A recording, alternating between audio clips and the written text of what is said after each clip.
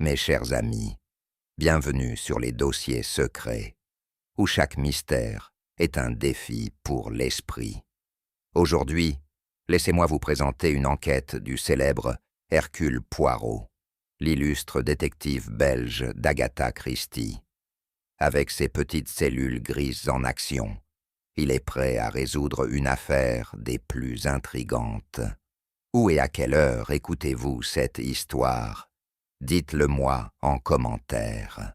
Et si c'est votre première visite, abonnez-vous pour découvrir encore plus d'enquêtes passionnantes. Prenez place et voyons si vous pourrez suivre ces brillantes déductions. Commençons.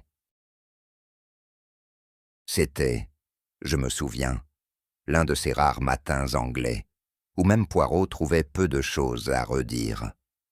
Le ciel, pâle et paisible, s'étendait au-dessus de nous, tandis que notre train traversait la campagne. Les haies étaient en fleurs, l'air portait un léger parfum de terre et de floraison, et les petits villages que nous longions semblaient totalement exempts de scandales ou d'intrigues. Une situation que mon ami, Hercule Poirot, aurait sans doute trouvée intolérablement ennuyeuse si elle venait à durer. Nous nous rendions à l'hôtel Mayfair, autrefois un lieu de villégiature très prisé, niché aux abords du village de Thornbrook, dans le Kent. Je l'avais choisi pour ses jardins paisibles, et la promesse de thé servie sous une pergola couverte de glycine, parfait, pensais-je, pour un homme qui se plaignait sans cesse de l'usure causée par la résolution des crimes les plus complexes d'Angleterre. Poirot, bien sûr, avait emporté avec lui une valise à ses initiales, 2 paires de souliers vernis et sa propre réserve de tisane, refusant de faire confiance aux établissements ruraux pour l'infusion correcte de ces herbes. À notre arrivée, je fus frappé par l'élégance fanée de l'hôtel, le genre d'endroit où l'on pourrait aisément imaginer des aristocrates d'une autre époque choquant le personnel par des rendez-vous secrets et des coupes de champagne en après-midi. Poirot plissa le nez devant une composition florale légèrement de travers dans le hall d'entrée, mais ne fit aucun commentaire. Je pris cela pour un bon signe. Vous voyez, Hastings, même le grand Hercule Poirot peut goûter au plaisir simple. Une chaise de jardin, un recueil de poésie, une tasse de tisane. Peut-être finirai-je même par apprécier le charme rustique du Kent. Il marqua une pause. À moins, bien sûr, que le crime ne vienne frapper à notre porte. Je ris alors de l'absurdité de l'idée. J'aurais dû me méfier. Notre premier après-midi à l'hôtel Mayfair fut aussi idyllique que je l'avais espéré, jusqu'à ce qu'elle ne le soit plus. Poirot et moi avions pris place dans la véranda baignée de soleil, qui offrait une vue sur le jardin. L'air était empli du parfum du chèvrefeuille et du tintement délicat des cuillères contre la porcelaine. Poirot examinait sa petite Madeleine, avec l'œil critique d'un joaillier, devant un diamant imparfait, tandis que je m'attaquais, avec enthousiasme, à une généreuse part de Victoria Sponge. C'est alors que la dispute éclata. À la table voisine, une jeune femme, ses doigts fins, tremblant contre sa tasse, était engagée dans une conversation tendue avec un homme beaucoup plus âgé. Son visage était congestionné, sa voix basse mais pressante. Les réponses de la jeune femme, plus tranchantes, étaient brèves, nettes, semblables à des poignards lancés à travers le linge blanc. « Vous le regretterez », murmura le gentleman, d'une voix à peine audible. « Je ne regrette rien, Monsieur Compton », répliqua la jeune femme d'un ton farouche, « ni à l'époque, ni maintenant. » La cuillère de Poirot resta suspendue en l'air. Il avait ce regard, celui que je connaissais si bien, la tête légèrement penchée, les yeux fixés sur le reflet dans la vitre, observant leurs gestes sans même tourner la tête. Comme s'ils avaient senti son attention, l'homme et la femme se turent brusquement, leurs regards se posant sur le profil célèbre d'Hercule Poirot. La jeune femme se leva précipitamment, sa chaise raclant le carrelage, puis quitta la pièce en courant. « Mon cher Hastings, » murmura Poirot, « je crois que notre paisible retraite vient de devenir. » Il éleva les mains dans un geste d'inéluctabilité. « Compliqué. » L'homme plus âgé resta à sa table, les yeux plongés dans sa tasse de thé, comme s'il y voyait un secret que lui seul pouvait déchiffrer. Plus tard dans la soirée, alors que le soleil disparaissait derrière les jardins, un coup discret à notre porte annonça l'arrivée du directeur de l'hôtel, un homme mince et nerveux qui avait l'allure de quelqu'un qui préférerait être n'importe où ailleurs. « Une lettre pour vous, Monsieur Poirot, » dit-il, tendant une enveloppe ordinaire, légèrement froissée, comme si elle avait été manipulée à de nombreuses reprises. Elle a été laissée à la réception, de manière assez mystérieuse, je dois dire. Pas de nom, pas d'explication, juste qu'elle était pour vous. Poirot prit l'enveloppe du bout des doigts, comme si elle pouvait exploser. D'un geste de l'ongle, il l'ouvrit et déplia la feuille unique qu'elle contenait.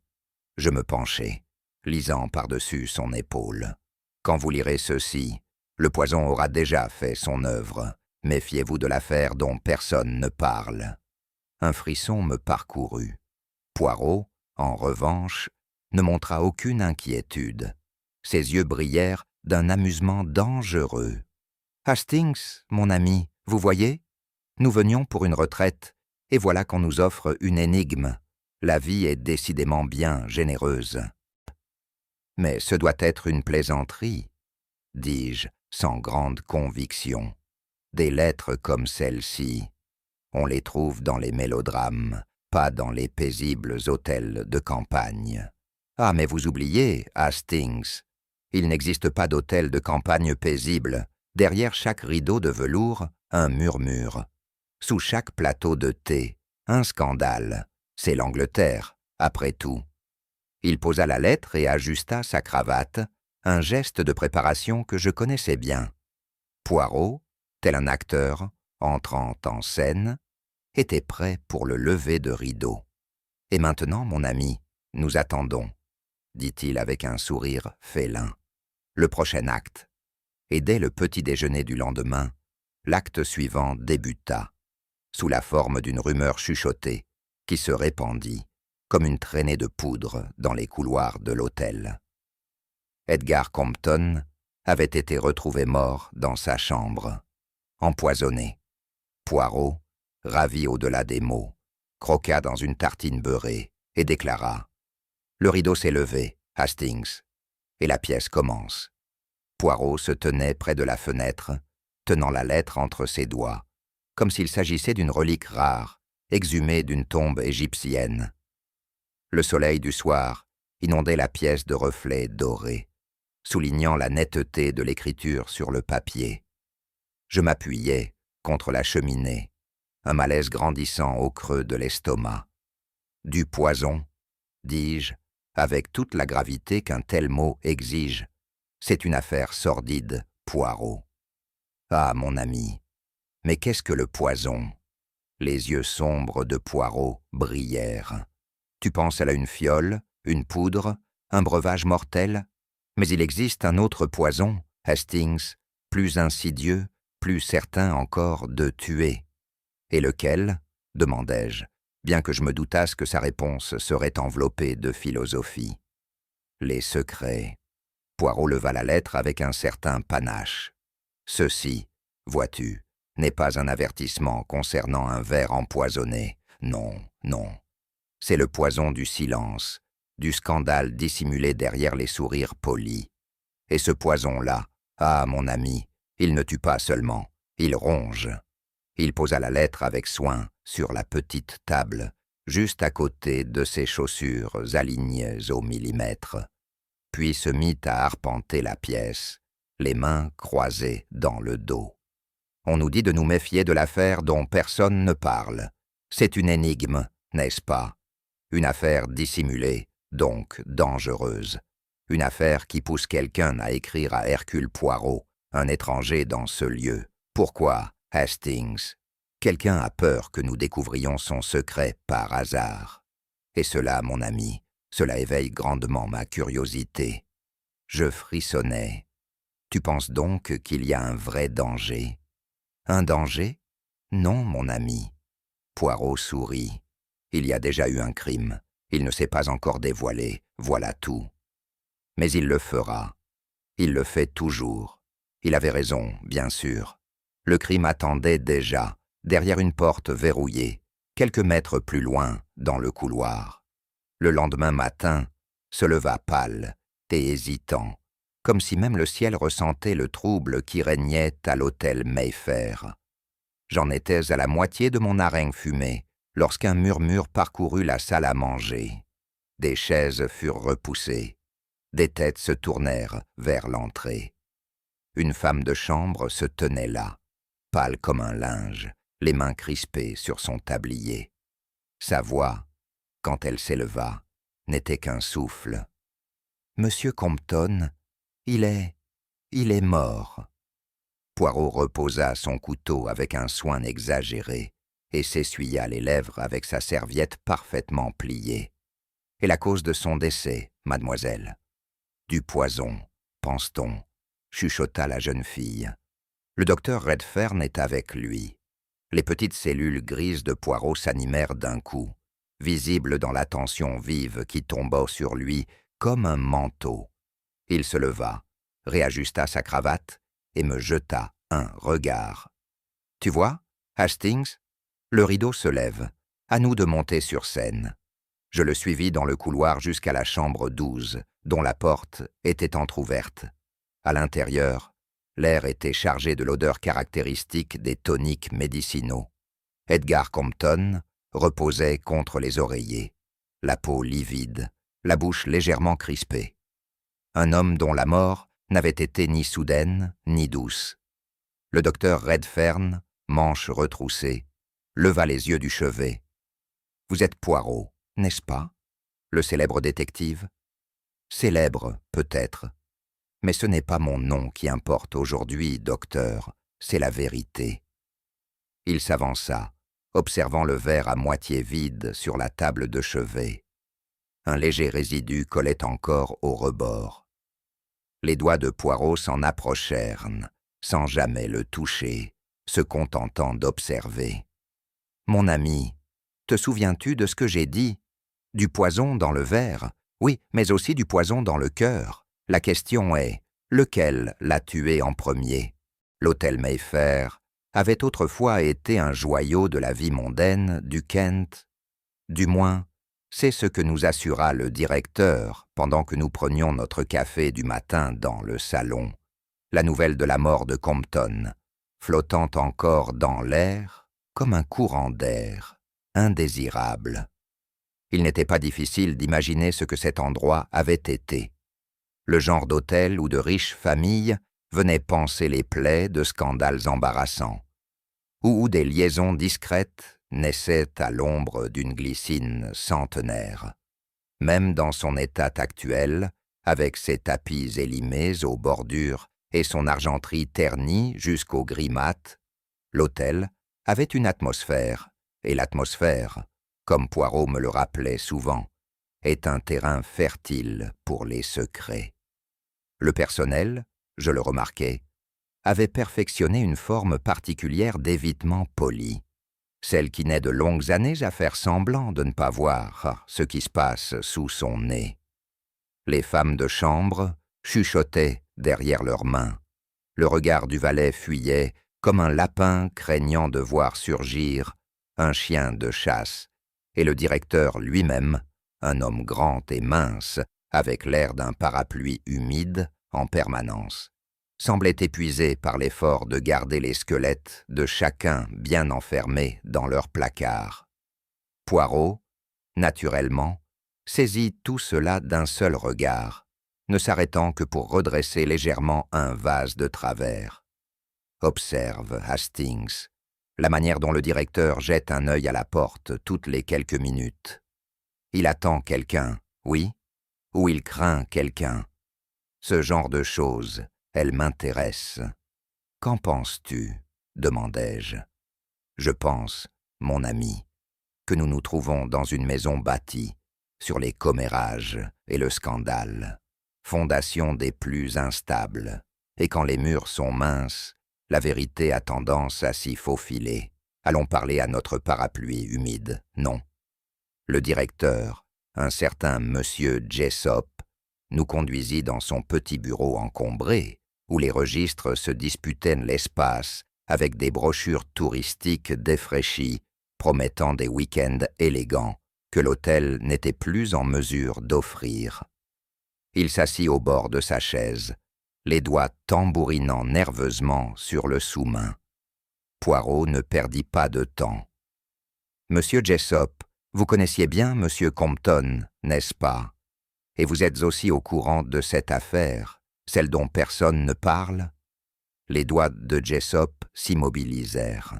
Sa pomme d'Adam remonta brusquement, tel un bouchon ballotté par une mer agitée. « Je ne vois pas de quoi vous parlez. Mais si, vous savez, et vous allez me le dire, ne serait-ce que pour laver l'honneur de votre établissement, oui ?» C'était là le genre de chantage subtil dans lequel Poirot excellait. Jessop, poussant un profond soupir, ouvrit un tiroir et en sortit une coupure de journal jauni, ses bords usés par le temps. « C'est arrivé il y a des années, dit-il. Edgar Compton, il n'a pas toujours été l'homme respectable qu'il paraissait être. Il y a eu une liaison. » Les sourcils de Poirot se haussèrent légèrement. Une liaison? Quel mot charmant pour désigner quelque chose de si destructeur. Jessop hésita. La dame en question était mariée, à l'un des associés de Compton, en plus. L'affaire s'est très mal terminée. Il y eut des rumeurs, à peine chuchotées, bien sûr, selon lesquelles la mort de cette dame n'aurait pas été tout à fait naturelle. Les doigts de Poirot qui effleurèrent sa chaîne de montre.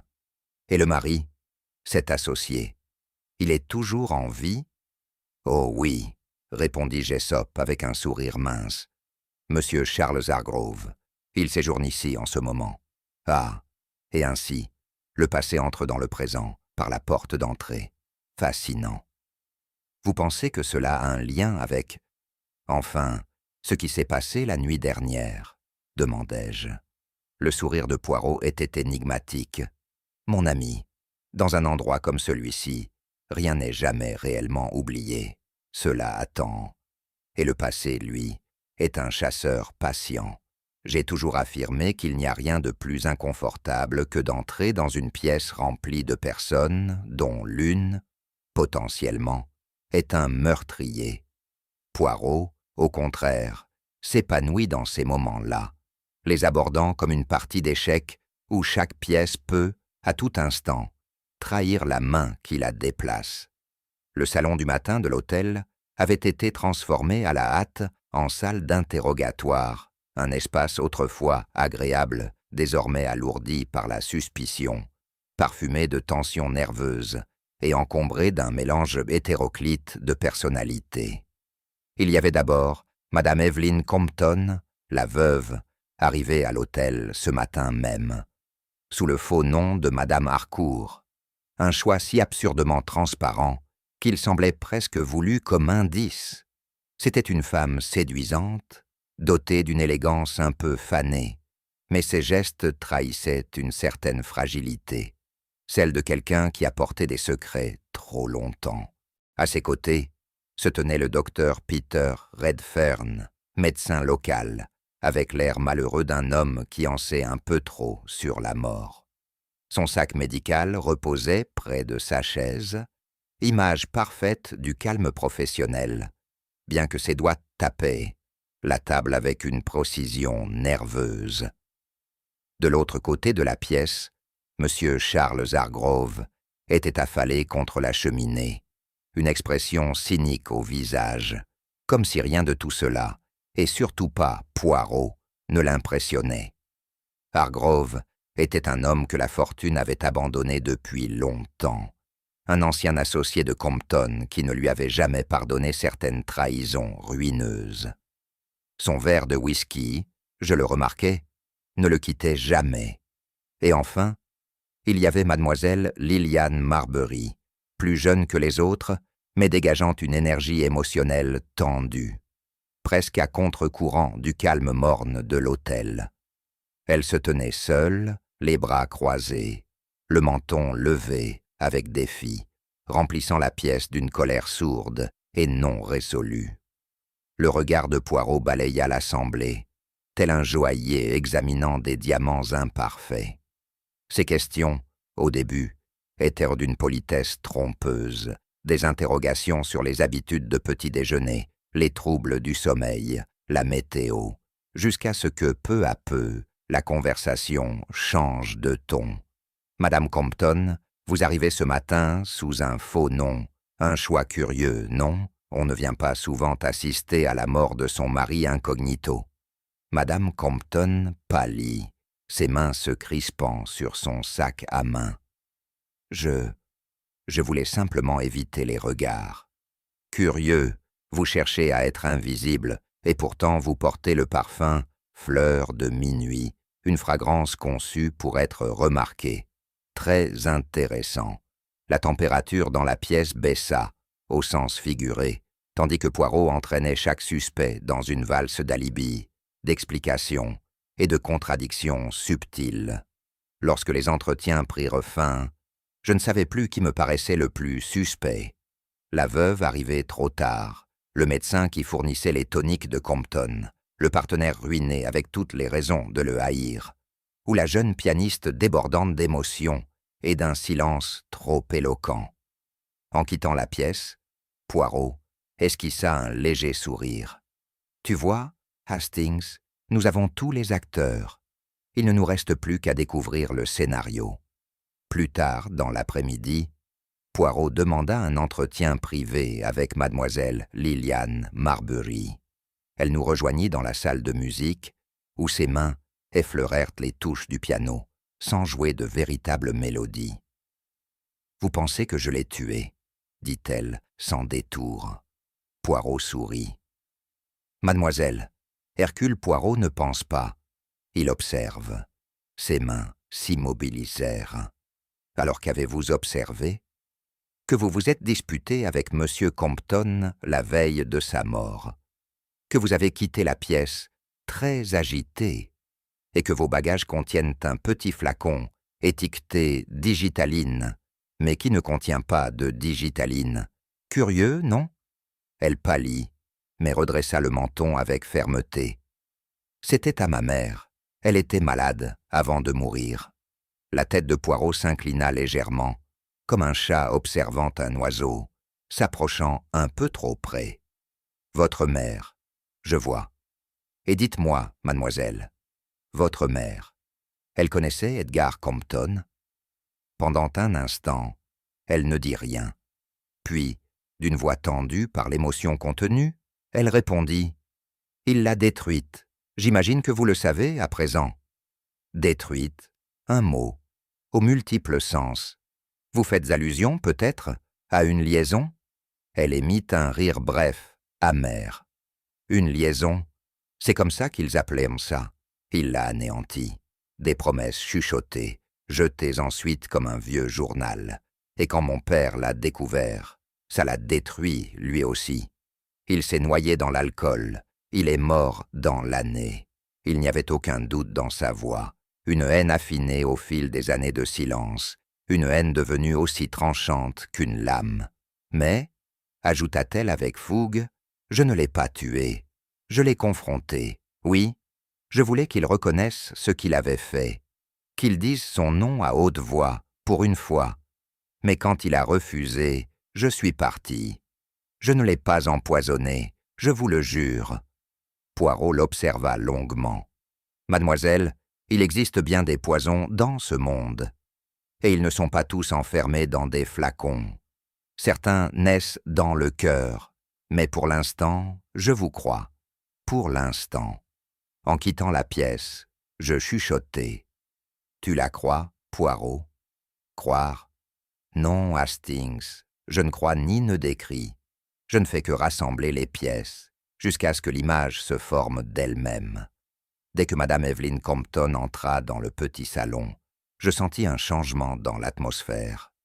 Un frémissement subtil, comme le calme juste avant l'orage. C'était une femme d'un certain âge, le visage affûté par les années, mais qui conservait une élégance incontestable dans sa manière de se tenir, malgré la tension palpable dans la pièce. Toutefois, ses yeux disaient bien plus. Un mélange d'inquiétude et de culpabilité, à peine dissimulé derrière un masque soigneusement travaillé. Mais ce n'était pas seulement sa présence qui attira mon attention. C'était le fait qu'elle soit arrivée sous un faux nom. Elle s'était présentée au personnel de l'hôtel comme Madame Harcourt, un alias si outrageusement transparent qu'il semblait presque volontaire. Madame Compton la salua Poirot, avec sa précision théâtrale. Habituelle en se levant de sa chaise, « Je suis enchanté de faire votre connaissance. Ou devrais-je dire, Madame Harcourt ?» Elle se raidit, mais retrouva rapidement son aplomb. « Je préfère qu'on m'appelle Madame Harcourt, » répondit-elle, chaque mot pesé avec soin. Je ne voulais pas faire de vagues à mon arrivée. Poirot la détailla, ses yeux se plissant à peine. « Ah, mais madame, quand on arrive dans un hôtel, on ne peut pas passer inaperçu. C'est dans l'ordre des choses. » Madame Compton détourna le regard, ses doigts suivant machinalement le bord de son gant élégant, comme si son esprit était ailleurs. « Je suis venue voir la succession d'Edgar, pour m'assurer que tout soit en ordre, » dit-elle, mais sa voix trahissait une hésitation qui laissait entrevoir quelque chose de plus. « Dites-moi, madame, saviez-vous que M. Compton était souffrant avant son décès ?» demanda Poirot, son regard perçant. « Je savais que quelque chose n'allait pas, mais on m'avait dit que ce n'était rien de grave. » Elle fit une pause, levant les yeux vers Poirot, comme si elle hésitait à en dire davantage. « Mais nous étions séparés depuis des années, monsieur Poirot, après ce qui s'est passé entre Edgar et ma sœur. » Les yeux de Poirot s'illuminèrent d'une curiosité vive. « Ah, je vois. La fameuse liaison. Et vous, madame, comment l'avez-vous vécue ?» Madame Compton se raidit.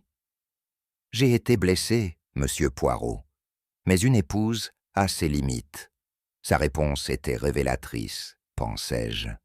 Mais Poirot, maître dans l'art de lire entre les lignes, se contenta de hocher la tête comme si cette confidence n'était qu'une anecdote légère. « Un cœur brisé, madame, c'est le poison le plus puissant de tous. » Poirot esquissa un léger sourire, son regard s'attardant sur elle. « Mais vous étiez toujours en contact avec votre mari, n'est-ce pas? Même après la séparation ?» Ses doigts tremblèrent légèrement, mais elle répondit « Oui, bien sûr. Je ne voulais pas qu'il soit seul. » « Quelle générosité, madame !» La voix de Poirot était douce, presque trop douce. « Et pourtant, le nom que vous avez choisi pour venir ici n'est pas si généreux, non? Pourquoi ce secret ?» Elle tourna la tête, fuyant son regard, et un silence lourd s'installa, rempli de mots tus. « Je voulais seulement un peu de paix, monsieur Poirot, » murmura-t-elle. Poirot n'insista pas davantage, mais je voyais bien que plus elle parlait, plus ses intentions paraissaient obscures. Que cherchait-elle à cacher? Pourquoi ce faux nom?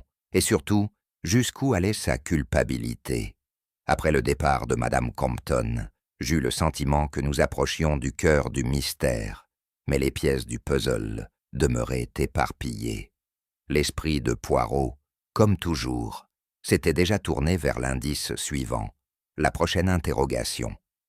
Notre prochain entretien eut lieu avec le docteur Peter Redfern, le médecin de Compton, dont le calme et le détachement professionnel semblaient taillés sur mesure pour son rôle.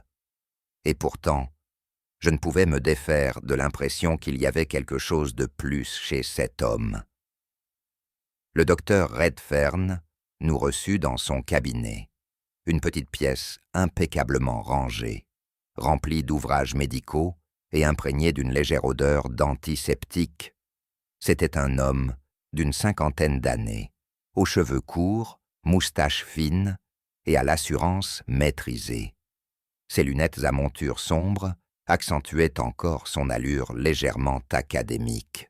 « Je comprends, monsieur Poirot, que vous enquêtez sur la mort de monsieur Compton », demanda-t-il en s'asseyant derrière son bureau, les mains jointes devant lui avec précision. « En effet, » répondit Poirot d'une voix mesurée, « il paraît que monsieur Compton était sous votre responsabilité. Je dois vous demander, quel était exactement son état de santé ?» Le docteur Redfern s'adossa à son fauteuil. Il souffrait d'anxiété et de stress, aggravés par des problèmes professionnels.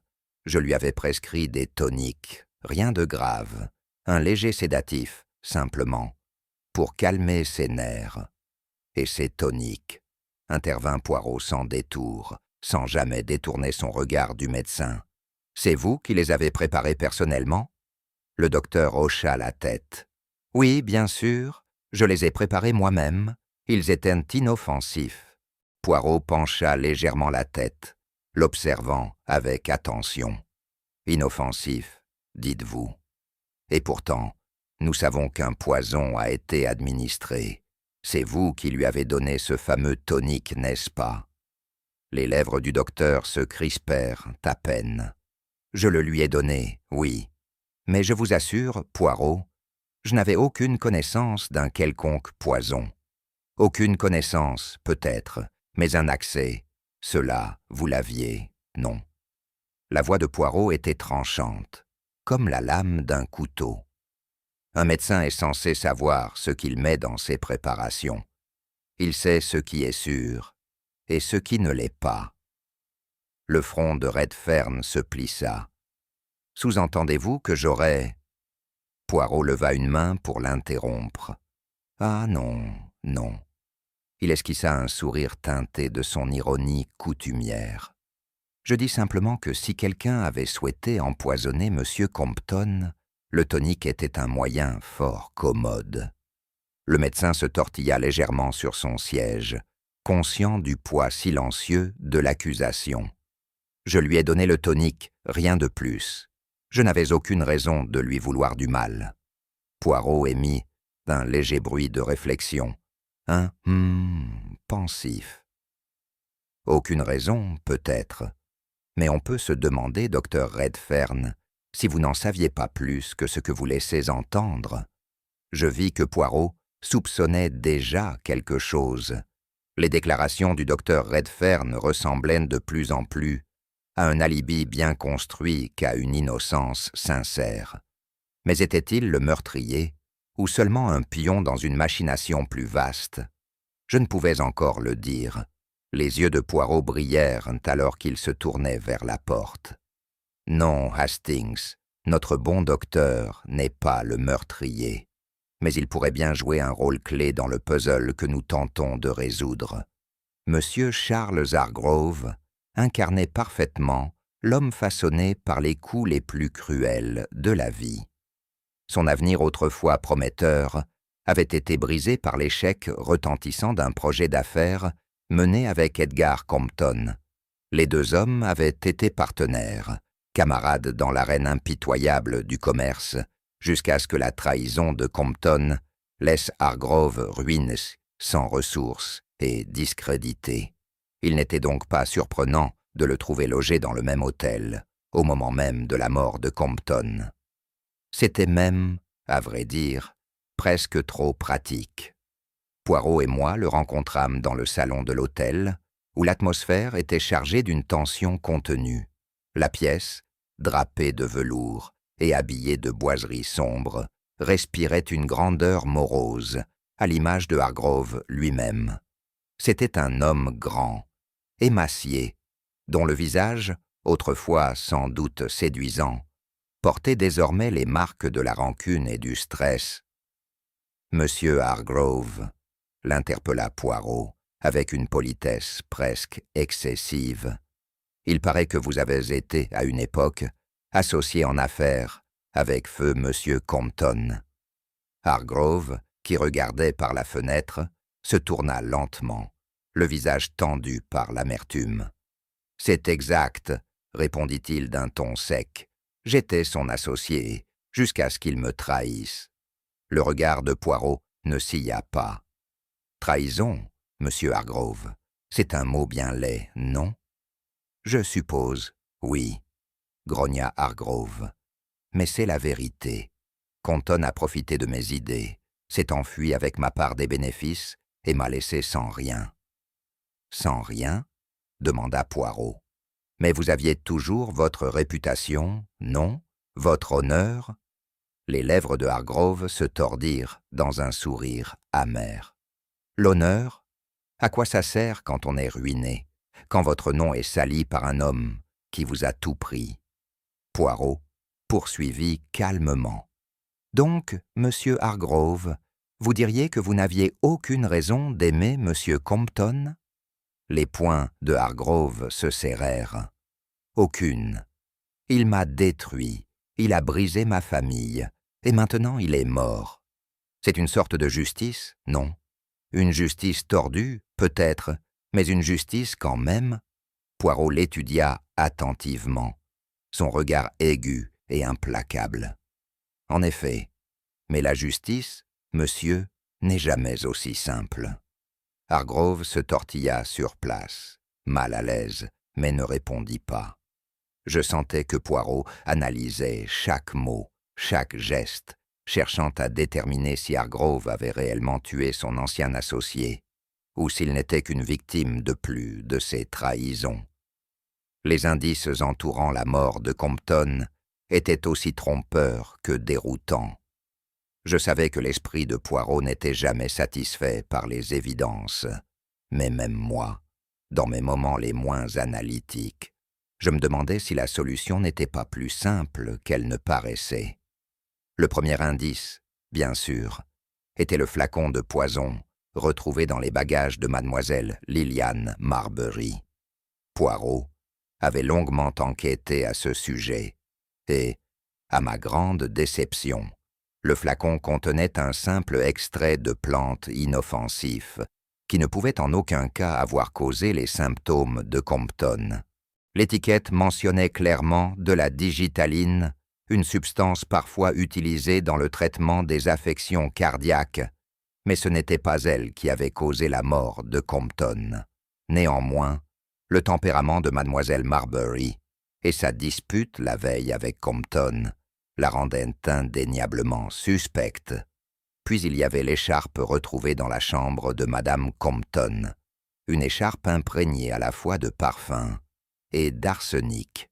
Le tissu était raffiné, de grande qualité, mais personne n'avait vu madame Compton la porter.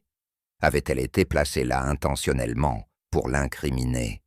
Poirot en doutait, mais la présence de cette écharpe restait un élément inquiétant de plus dans le puzzle. Et enfin, il y avait le serveur disparu, un jeune homme qui avait apporté à Compton son dernier repas. Il s'était volatilisé sans laisser de traces après la mort de celui-ci, et son comportement était aussi étrange que sa disparition. Pourquoi était-il parti? Avait-il été témoin de quelque chose qu'il n'aurait pas dû voir? Ou faisait-il partie du crime, sa fuite étant une étape prévue d'un plan plus vaste?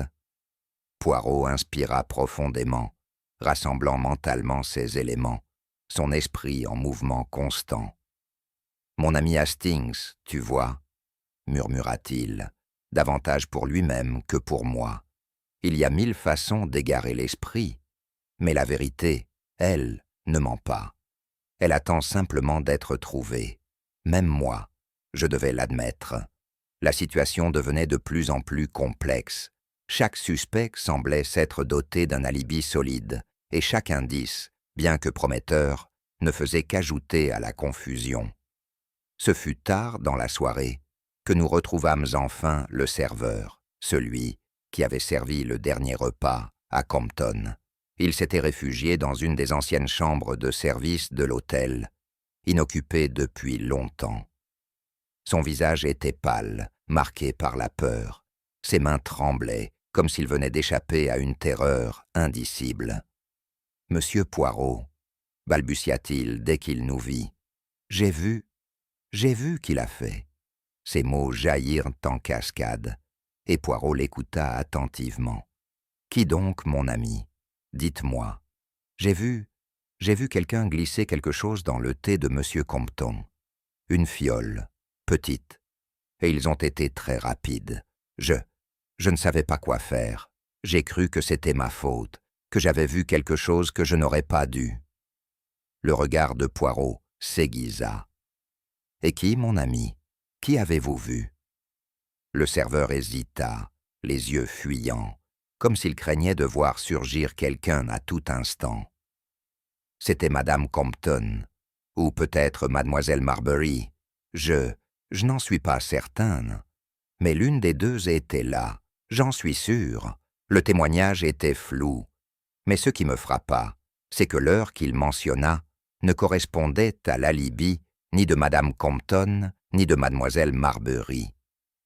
Le mystère s'épaississait, comme toujours dans l'univers de Poirot.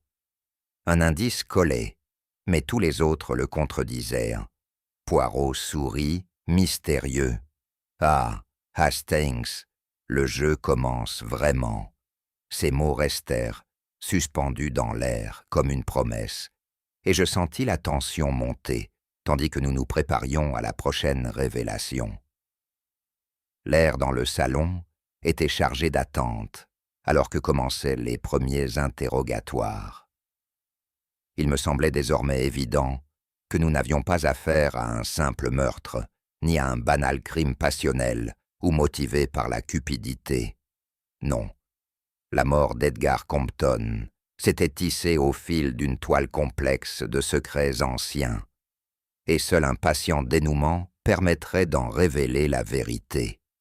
Comme toujours, Poirot restait d'un calme imperturbable, presque déroutant. Il possédait cette faculté singulière de rester parfaitement maître de lui, quel que soit le degré d'urgence ou de complexité. Tandis qu'il installait sa chaise, il se tourna vers moi, les yeux brillants d'un amusement discret. « Mon ami Hastings, tu le vois, le drame se déroule devant nous. Ce ne sont pas les faits seuls qui nous mèneront à la vérité. Ce sont les personnages eux-mêmes. Tu crois que l'un d'eux est coupable ? Demandai-je, bien que j'eusse du mal à me décider. Après tout, chacun des suspects semblait avoir un mobile, et un alibi apparemment inattaquable. Ah, mais Hastings, tu te méprends. Ils sont tous coupables, chacun d'eux porte le poids de quelque chose de tu, de quelque chose qui n'a jamais été dit, et c'est là que nous trouverons nos réponses. » Le regard de Poirot balaya le groupe de suspects. Ce ne sont pas les indices matériels qui les trahiront, mais leurs esprits, leurs comportements, leurs motivations. La première à être interrogée fut Mademoiselle Liliane Marbury, le visage aussi tendu que les cordes du piano qu'elle jouait si souvent. Depuis la révélation de la liaison entre sa mère et Edgar Compton, elle semblait de plus en plus nerveuse. « Dites-moi, mademoiselle, » commença Poirot d'une voix douce et envoûtante. « Vous étiez proche de votre mère, n'est-ce pas? Jusqu'où seriez-vous allé pour la protéger ?» Elle sursauta à la question, mais ses lèvres restèrent fermées, crispées. « Je l'aurais protégée, » murmura-t-elle, « mais pas en tuant quelqu'un. » Poirot se pencha légèrement vers elle. « Mais ne vous a-t-elle pas confié ses douleurs? Ne vous a-t-elle jamais parlé de la trahison qu'elle a subie de la part de M. Compton? N'avez-vous pas ressenti le besoin de l'affronter? » Ses yeux fuyèrent, et un instant, elle sembla se replier sur elle-même. La tension était palpable, la vérité n'était pas loin, suspendue dans l'air, et Poirot savait comme personne la faire tomber. « Tu vois, Hastings, » dit Poirot doucement, après que Mademoiselle Marbury eut quitté la pièce, « la clé de cette affaire ne réside pas dans les faits, mais dans les réactions. La culpabilité ne se mesure pas à ce qu'on dit, mais à ce qu'on refuse de dire. Je devais l'admettre, les méthodes de Poirot, bien que discrètes, commençaient à faire sens.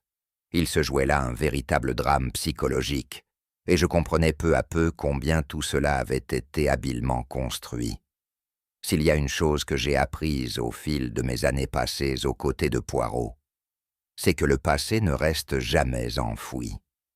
À mesure que les entretiens se poursuivaient, il devenait évident que chacun de nos suspects portait en lui le poids d'un passé caché, mais aucun, autant que mademoiselle Liliane Marbury. Après son départ tendu, Poirot et moi restâmes un moment en silence, méditant sur la portée de ses paroles. Elle avait affirmé que la liaison entre sa mère et Edgar Compton n'était qu'une erreur de jeunesse, un accident. Mais Poirot, avec son œil infaillible, avait vu au-delà de ces couches de déni. « Hastings, tu ne vois donc pas ?» La relation entre Compton et la mère de mademoiselle n'était pas une aventure passagère. C'était le point de bascule, oui, une trahison des plus profondes. La révélation de cette liaison, expliqua-t-il, avait laissé derrière elle une véritable traînée de ruines. La mère de mademoiselle Marbury avait été émotionnellement brisée par l'abandon de Compton. Cette détresse l'avait conduite à l'isolement, jusqu'à sa mort prématurée, un cœur trahi, marqué à jamais par la cruauté de cet homme. Et Miss Marbury, demandai-je, aurait-elle pu tuer Compton pour venger sa mère? Le visage de Poirot se fit pensif. C'est possible, Hastings. Sa haine est profonde, oui. Mais ce n'est pas toujours la haine qui pousse à tuer. Et si, au lieu de chercher à le tuer, elle avait voulu l'exposer, le contraindre à confesser, briser le silence qu'il avait entretenu pendant tant d'années? Je perçus un changement subtil chez Poirot, comme si les pièces du puzzle commençaient à s'imbriquer. Il ne se contentait pas de connaître les faits, il cherchait à comprendre leur portée, leur lien avec l'ensemble du mystère. Cette liaison, c'est la clé de toute l'affaire, mais ce n'est pas la seule. Il se pencha légèrement, les yeux plissés. Et les autres, quel rôle jouent-ils dans ce drame? La réponse, Poirot l'avait déjà devinée. Chacun, à sa manière, avait contribué à la tragédie qu'était devenue la mort d'Edgar Compton, que ce soit consciemment ou non. Mais nous devons attendre, Hastings, murmura-t-il. La vérité se dévoile, morceau par morceau. Acte 3, la tension monte 1, les vérités enfouies de Madame Compton. Madame Evelyn Compton, bien qu'en apparence l'incarnation même du deuil digne, se révéla être un véritable paradoxe.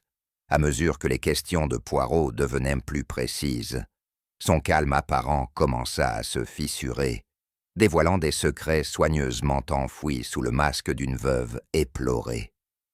Je me souviens avec précision du moment. Ce léger tremblement de ses mains agrippant son éventail délicat. Cet éclat fugace et indéchiffrable dans ses yeux lorsque Poirot prononça un certain nom. « Madame Compton », dit Poirot avec sa précision mesurée, habituelle. Il semble que même les façades les mieux construites peuvent dissimuler une vérité plus sombre. Dites-moi, avez-vous, à un moment donné, trouvé du réconfort dans les bras d'un autre? Son maintien chancela. Un long silence s'installa, comme si la pièce elle-même retenait son souffle. Puis enfin, sa voix, douce et tremblante, s'éleva. J'ai aimé une fois. Cette confession était à la fois un aveu et un appel au pardon. Les yeux de Poirot brillèrent d'un éclat de compréhension. Ah, mais un cœur partagé n'est jamais entier, n'est-ce pas? Trahir ses vœux sacrés tout en demeurant dans le mariage. Quelle contradiction des plus intrigantes. Il se pencha, son ton à la fois doux et implacable. Je comprends que vous partagiez plus que le chagrin avec le docteur Redfern. Une liaison peut-être, une union clandestine entre deux âmes accablées par le désir et le désespoir. Je vis le regard de Madame Compton fuir, ses secrets jusque-là dissimulés, effleurant la surface. « Il y a des choses, murmura-t-elle, qui doivent rester tues. » Mais Poirot poursuivit, ces mots ciselés de cette assurance tranquille qu'il savait percer les cœurs les plus fermés. « Madame, chaque secret projette une ombre, et lorsque l'ombre s'étend, elle finit toujours par révéler la vérité en pleine lumière. » Sa réponse fut un simple hochement de tête, imperceptible mais lourd de sens. Je compris alors qu'il ne s'agissait pas seulement d'une infidélité. C'était la révélation d'une double vie. Madame Compton n'avait pas seulement trahi son mari avec le docteur Redfern. Elle avait tissé une toile de mensonges qui s'étendait sur des années. Et ces révélations allaient, je le sentais, ébranler chaque relation entre les murs de l'hôtel. À la fin de l'entretien, le regard de Poirot s'attarda sur elle avec une intensité presque compatissante. La vérité, madame, est souvent le remède le plus cruel. Et ainsi, le doute était semé. Et nous restions là, à nous interroger sur tout ce que cachait encore cette veuve aux allures si lisses. 2. La colère silencieuse de Charles Hargrove. Dans le fil de nos investigations, la silhouette de Charles Hargrove se détachait, avec force, incarnation même de l'amertume et de la ruine. Sa réputation autrefois respectable avait été anéantie par la trahison d'Edgar Compton, le laissant brisé, consumé par un désir de vengeance, à peine contenu. Je me souviens distinctement de la façon dont il occupait la pièce, les épaules voûtées, une grimace figée au visage, et ce regard, un regard où brûlait une colère muette, profonde, ravageuse. « Monsieur Hargrove, » dit Poirot avec une courtoisie irréprochable. On dit que la trahison blesse plus profondément que n'importe quelle lame.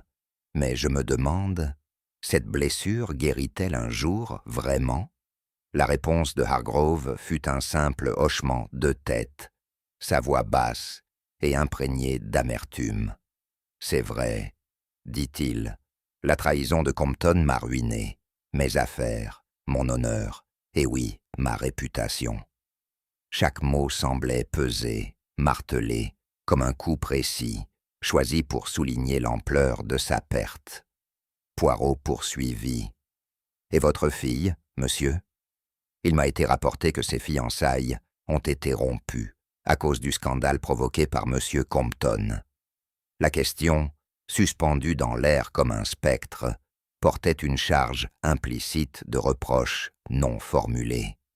Un éclair de douleur traversa le visage de Hargrove à l'évocation de l'avenir brisé de sa fille, une jeune femme dont les perspectives s'étaient envolées dans la tourmente de la disgrâce paternelle. Elle devait épouser un homme d'une famille respectable, admit-il, la voix tendue de regret. Mais quand le scandale y allait éclater, tout s'est effondré. J'ai perdu non seulement ma fortune, mais aussi l'espoir du bonheur de ma fille. » Les yeux de Poirot, toujours attentifs, se plissèrent légèrement. « Il semble, monsieur, que la soif de vengeance peut être un poison puissant. Elle corrompt non seulement l'esprit, mais aussi le cœur. » Il s'interrompit, laissant le poids de ses paroles s'imposer. « Pensez-vous que justice ait été rendue, ou bien aspirez-vous encore à une forme de réparation qui pourrait restaurer votre honneur ?» Le silence de Hargrove en disait long. Il était évident que son amertume ne se limitait pas à des pertes matérielles ou à sa réputation ternie. C'était un désir profondément enraciné de voir ceux qui l'avaient trahi payer le prix fort. Sa rancœur n'était pas un souvenir. C'était une plaie ouverte, infectée, sous des couches de fierté et de chagrin. La vengeance, monsieur, est un chemin qui mène à la ruine, dit Poirot d'une voix mêlant avertissement et compassion. Prenez garde, car ce poison-là peut se répandre sur tous ceux qui vous entourent. Ainsi, dans le calme pesant qui suivit ces aveux, Lasken était prête pour une révélation qui promettait de bouleverser tout ce que nous pensions savoir du drame d'Edgar Compton, une révélation où la vengeance et la justice allaient inévitablement s'entrelacer. Troisième, les alibis en miettes. L'enquête atteignit son point d'ébullition, alors que Poirot et moi nous concentrions sur les alibis de nos principaux suspects. Chacun semblait avoir tissé une histoire si soigneusement construite qu'en surface, ils paraissaient à la fois irréprochables et étrangement suspects. Dans le salon tranquille de l'hôtel, le regard perçant de Poirot scrutait chaque tressaillement, chaque hésitation, comme s'il lisait une encre invisible dans les silences et les gestes dissimulés. « Hastings observe bien », murmura Poirot, d'un ton mêlant amusement et résolution. « Ici, même l'alibi le plus crédible peut s'écrouler sous le poids de la contradiction. » Je le vis poser ces questions avec une délicatesse chirurgicale. D'abord, il interrogea Madame Compton, qui maintenait qu'elle avait passé la soirée à lire paisiblement dans le salon. Et pourtant, je me souvenais parfaitement l'avoir vue glisser brièvement dans la chambre de Compton. Pressée sur ce point, sa voix trembla. Je ne faisais que passer un instant. Les yeux de Poirot brillèrent, tandis qu'il notait chaque nuance de sa réponse. Une visite fugace? Oui, mais combien de temps est trop, quand la mort frappe en silence? Ensuite, ce fut au tour de mademoiselle Marbury. Elle avait déclaré avoir passé toute la soirée dans la salle de musique, absorbée dans sa pratique, seule. Pourtant, un jeune serveur timide avait assuré l'avoir vue sortir de la chambre de Compton en larmes. Un détail qui contrastait fortement avec son alibi. « Mon ami, si l'on est vraiment plongé dans une sonate, ne serait-on pas sourd à toute émotion ?» fit remarquer Poirot, son ironie discrète glaçant la pièce d'un silence tendu. Puis Poirot interrogea le docteur Redfern. Il affirmait avoir préparé le tonique sous les yeux de 2 témoins. Mais un rapport ultérieur du toxicologue de l'hôtel indiquait que le poison avait été ajouté d'une manière si subtile qu'aucun témoin n'aurait pu le remarquer. N'est-il pas curieux, Hastings, qu'un docteur de cette envergure soit vu de tous, tandis que le secret de son art reste invisible? Impossible dès lors pour Redfern d'offrir une explication crédible sans trébucher sur ses propres mots. Même l'alibi de M. Hargrove ne résista pas à l'examen. Il affirmait être resté toute la soirée au bar de l'hôtel, son verre de whisky à la main. Mais le barman avait mentionné un moment d'absence, bref, mais significatif, où Hargrove avait quitté la pièce à un moment critique. Les actes, mon cher ami, parlent plus fort que les mots, commenta Poirot avec gravité. Une pause, un départ soudain. Ce sont là des confessions muettes, n'est-ce pas? Tandis que j'écoutais, je fus frappé par l'ironie de la situation. Chaque suspect, avec ses récits soigneusement préparés, se trouvait désormais empêtré dans une toile de contradictions. Il semble, Hastings, que la vérité soit une tapisserie tissée à la fois de faits et de mensonges, dit Poirot à voix basse, son regard balayant la pièce comme s'il voyait les fils invisibles reliant chaque individu à la mort de Compton. Je me retrouvais à la fois déconcerté et fasciné par le démantèlement méthodique de ces alibis, chacun un leurre destiné à égarer, et pourtant tous contribuant à un schéma de plus en plus clair de tromperie.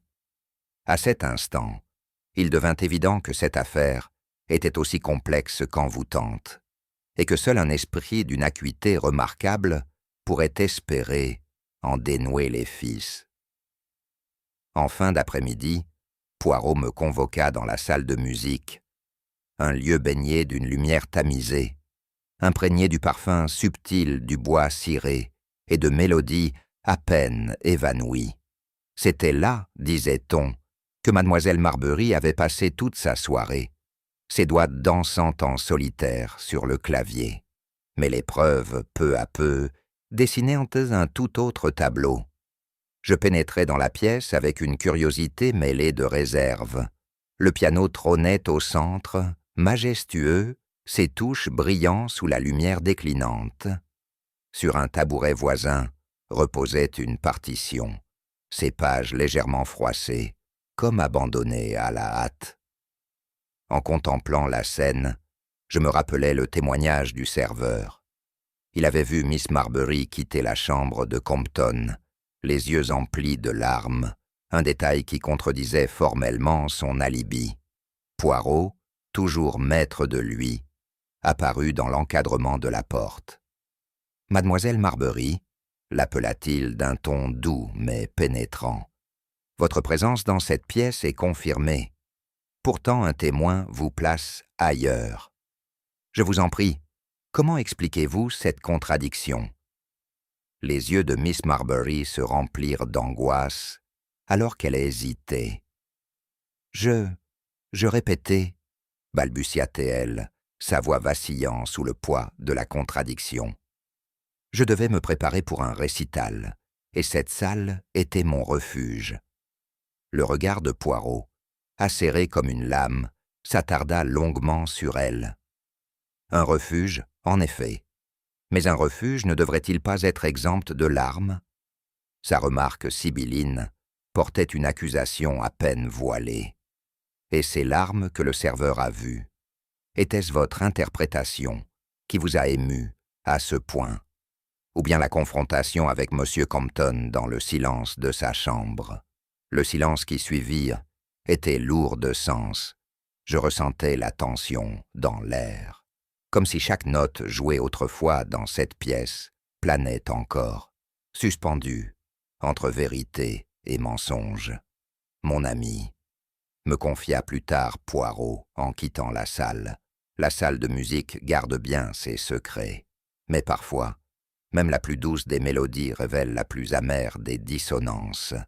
Je hochai lentement la tête, songeant à la portée de cette révélation.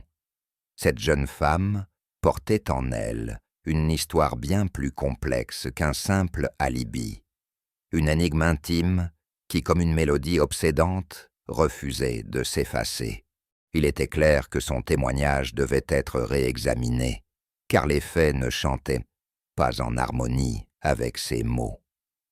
Le docteur Peter Redfern, toujours modèle de sang-froid clinique, soutenait que le tonique administré à M. Compton avait été préparé en pleine vue de 2 témoins fiables. Dans son cabinet soigneusement rangé, entouré de textes médicaux et d'une légère odeur d'antiseptique, il affirma d'un ton posé que chaque étape avait été respectée à la lettre. « J'ai préparé le tonique ici, sous leurs yeux », déclara-t-il avec une assurance mesurée qui ne laissait guère de place au doute.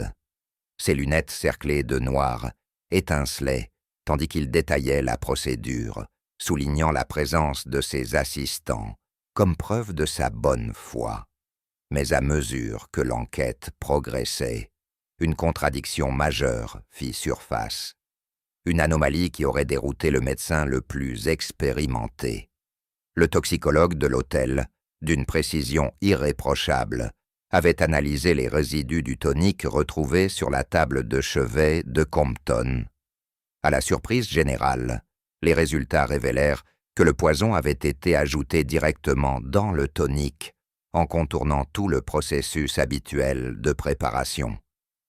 Aucun signe de falsification ne fut détecté dans les fioles, ni dans les ustensiles du laboratoire, seulement un acte d'adultération aussi discret que décisif. Dans la lumière feutrée du bureau, Poirot interrogea, une fois encore, le docteur Redfern, son regard brillant d'une intensité tranquille. « Monsieur Redfern, dit-il lentement, vous affirmez que chaque étape fut observée.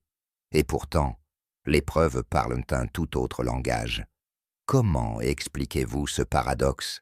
Sa voix était douce, mais son ton laissait transparaître une inquiétante certitude. Le sang-froid du médecin vacilla légèrement. Je vous assure, monsieur Poirot, que j'ai suivi toutes les précautions. » balbutia-t-il, le ton confiant de tout à l'heure, désormais remplacé par une nervosité palpable. Les témoins peuvent le confirmer. Rien n'a semblé anormal, mais même en parlant, l'ombre du rapport toxicologique planait sur ses paroles, silencieuse, accablante. Le regard de Poirot balaya la pièce, puis il se pencha en avant, comme pour confier un secret. « Ah, mon ami, parfois, la plus grande supercherie ne réside pas dans l'acte lui-même, mais dans la conviction qu'il a été vu. » Sa remarque à demi voilée laissa le docteur, et moi-même, songeur. Le paradoxe était évident.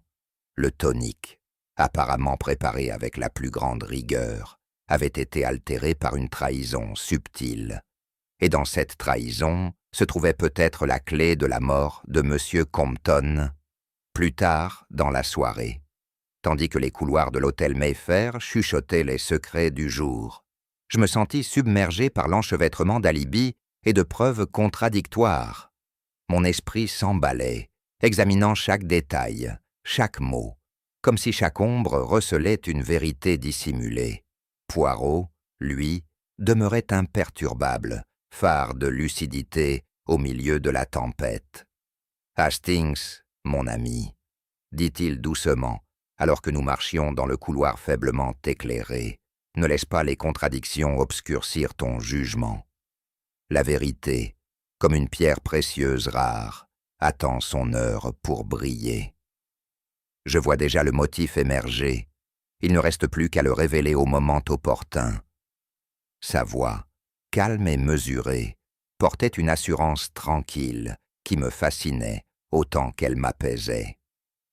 Alors que je me débattais avec la complexité grandissante de l'affaire, les yeux de Poirot brillaient de la certitude d'un homme qui savait que chaque indice trompeur n'était qu'un pas de plus vers une vérité inévitable. Et en cet instant précis, je compris que notre traversée de ce labyrinthe de mensonges approchait de son tournant décisif. Ce soir-là, la grande bibliothèque de l'hôtel Mayfair fut transformée en théâtre de vérité. Sous le regard sévère du portrait de la première épouse d'Edgar Compton, sombre rappel des tragédies passées, les suspects furent réunis. La pièce, tapissée de lourds rideaux de velours et bordée d'étagères imposantes, dégageait une élégance surannée, doublée d'une menace latente. Poirot, tel un maître de cérémonie, avait veillé à ce que chacun prenne place dans ce salon des secrets. Monsieur Hargrove, Madame Compton, Mademoiselle Marbury, Dr Redfern et tous les présents, ce soir, aucune pierre ne restera non retournée, déclara Poirot, sa voix résonnant avec une autorité tranquille qui trancha le silence comme une lame affûtée. Son regard, perçant et intransigeant, parcourut les visages rassemblés, chacun reflétant un mélange d'inquiétude, de culpabilité et de déni farouche. J'observai, mi-émerveillé, mi-désorienté, alors que Poirot entamait son interrogatoire. Il commença par des détails à peine perceptibles. Un simple haussement de sourcils, une pause délibérée, destinée à déstabiliser même les plus assurés. « Réfléchissez, mes amis, » dit-il, la voix douce mais vibrante, à la nature fragile des secrets. Ce sont comme les pages d'un vieux livre, pressées trop fort, et l'encre commence à couler. Sa remarque énigmatique, comme toujours, provoqua quelques regards nerveux parmi les suspects. L'atmosphère s'épaississait à mesure que chacun réalisait que ses défenses pouvaient s'effondrer à tout instant. Poirot retraça avec minutie le déroulement des événements et les indices accumulés, les alibis contradictoires, la fiole de poison déplacée, les comportements suspects dans les couloirs de l'hôtel, Chacun de vous, à sa manière, a contribué à cette symphonie tragique, déclara-t-il, sur un ton mêlé de reproche et de tristesse. Je ne pus m'empêcher de souffler à mi-voix. Poirot, penses-tu vraiment que la vérité est parmi nous? Il me répondit avec un sourire discret et une lueur dans les yeux. Hastings, la vérité, comme une pierre précieuse rare, est souvent enfouie sous des couches de tromperie. Mais ce soir, nous la mettrons au jour ensemble. En cet instant, la bibliothèque n'était plus simplement une pièce emplie de livres poussiéreux. Elle était devenue le creuset dans lequel allait se décider le destin de chaque suspect. Chaque aveu murmuré, chaque dénégation tremblante était mise à nu sous l'œil implacable des petites cellules grises de Poirot. La scène était dressée, et en regardant autour de moi, je sentis que le point culminant de cette énigme était à portée de main. Dans le sillage de ce rassemblement tendu, Poirot concentra son attention sur l'énigmatique Madame Compton. Malgré son apparence de veuve digne et affligée, elle laissait échapper un désespoir que rien ne pouvait masquer. Un secret trop lourd pour être porté seul, alors que les suspects retenaient leur souffle dans un silence quasi sacré. La voix de Poirot se fit plus grave, plus lente, presque solennelle. « Madame Compton, dit-il, il m'est parvenu que vous avez récemment acquis une certaine quantité d'arsenic. Dites-nous, je vous prie, cet achat n'était-il pas destiné non à tuer, mais à un dessein plus tragique encore ?» Un silence pesant tomba sur la pièce. Les yeux de Madame Compton, fixés jusqu'alors sur le portrait de son défunt mari, vacillèrent sous le poids de cette révélation. Ce que l'on y lisait alors n'était pas de la peur, mais un chagrin profond, insondable. Avec un tremblement dans la voix, elle répondit « J'ai bien acheté l'arsenic, monsieur Poirot. Mais ce n'était pas pour mettre fin à ces jours. C'était pour les miens. Je suis tourmenté par la culpabilité, par le poids de mes propres fautes.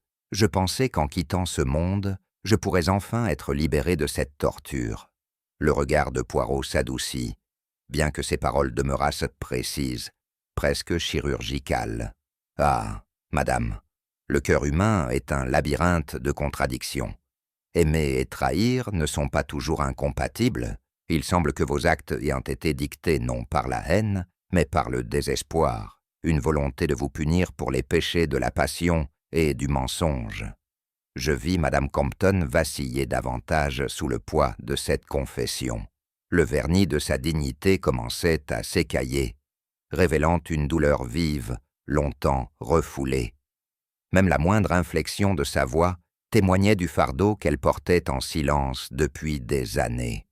La culpabilité, comme le poison, s'infiltre dans les moindres recoins de l'âme, murmura Poirot, les yeux ancrés dans les siens. Mais comprenez ceci, madame, aucune souffrance que l'on s'inflige à soi-même n'effacera le passé. Ces paroles n'étaient pas une accusation, mais elles portaient l'écho d'un avertissement. Son désespoir, aussi sincère fût-il, ne pouvait servir de justification. Alors que le silence revenait s'installer, je compris que cette révélation, bien qu'elle ne fût pas la pièce finale de notre puzzle complexe, venait d'éclairer une facette essentielle du drame. Le désespoir de Madame Compton était à la fois confession et malédiction, une vérité intime désormais exposée dans la lumière froide de notre quête de justice.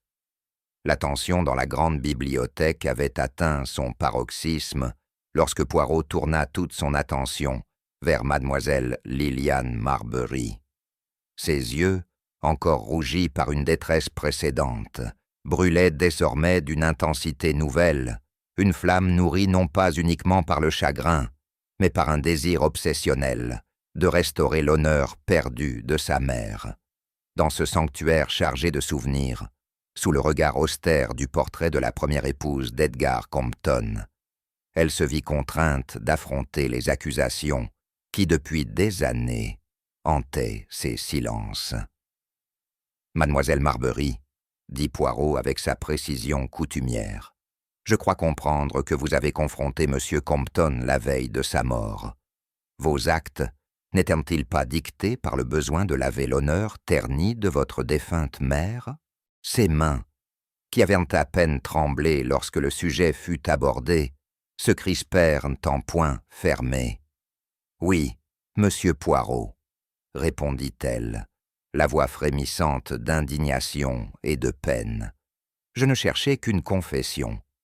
Une vérité qui puisse laver la mémoire de ma mère, salie par ses mensonges.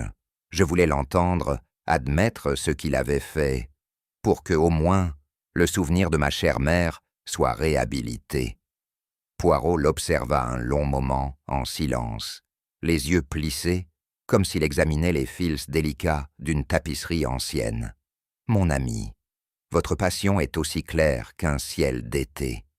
Mais la passion, lorsqu'elle n'est pas maîtrisée, peut vous égarer. » Ces mots étaient doux, mais portaient une nuance de reproche, à peine voilée.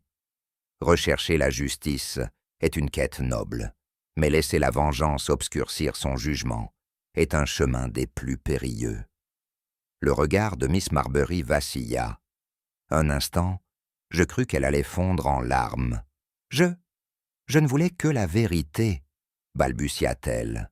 « Il fallait que je sache que ces actes ne resteraient à n'est pas impunis, que ces mensonges finiraient par s'effondrer sous le poids de sa propre culpabilité. » La voix de Poirot s'adoucit davantage.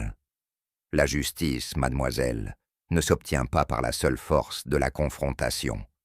Elle se mérite par le dévoilement patient de chaque tromperie dissimulée. Votre geste, si sincère fût-il, n'était qu'une pièce d'un puzzle bien plus vaste. » Il marqua une pause, laissant le poids de ses mots pénétrer doucement l'esprit de son interlocutrice. Il devint alors évident, pour tous ceux présents dans la pièce, que le combat de Miss Marbury pour la justice était autant une quête de réparation personnelle qu'un hommage à la mémoire de sa mère. Mais sous la surface de cette noble cause, les insinuations de Poirot révélaient des fils plus complexes, encore non démêlés. C'était la confession d'un cœur déchiré entre le devoir et le désir, un cœur dont l'angoisse silencieuse annonçait une ultime et inattendue révélation. Au cœur de l'atmosphère tendue de la bibliothèque, Poirot dirigea notre attention vers la lettre énigmatique qui avait, en vérité, déclenché toute cette tragédie. Avec un soin presque cérémonial, il sortit de sa poche le papier plié, jauni par le temps. Un vestige dont le message cryptique avait hanté chaque étape de notre enquête. Ses bords étaient usés, ramollis par les secrets qu'il avait portés. Et maintenant, il gisait là, témoin muet de la toile de mensonges tissée autour de lui.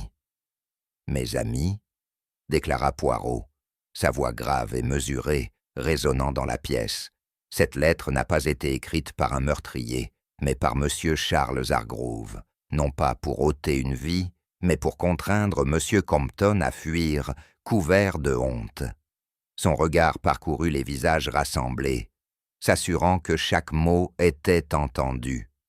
Je me penchai, troublé par cette révélation. Hargrove, dont l'amertume était évidente, avait donc choisi une voie indirecte. Mais pourquoi Poirot? Chuchotai-je. Pourquoi tenter de l'humilier plutôt que de le supprimer? Le regard de Poirot s'aiguisa. « Ah, Hastings, vois-tu, l'esprit humain est une chose délicate. Hargrove voulait une revanche, pas par le sang, mais par la ruine publique. Il croyait que cette lettre anonyme forcerait Compton à fuir et que cela suffirait à sauver ce qui restait de son honneur perdu. » Un silence pesant suivit, alors que l'Assemblée mesurait la portée de cette déclaration. Le message de la lettre. Quand vous lirez ceci, le poison aura déjà fait son œuvre. Méfiez-vous de l'affaire dont personne ne parle.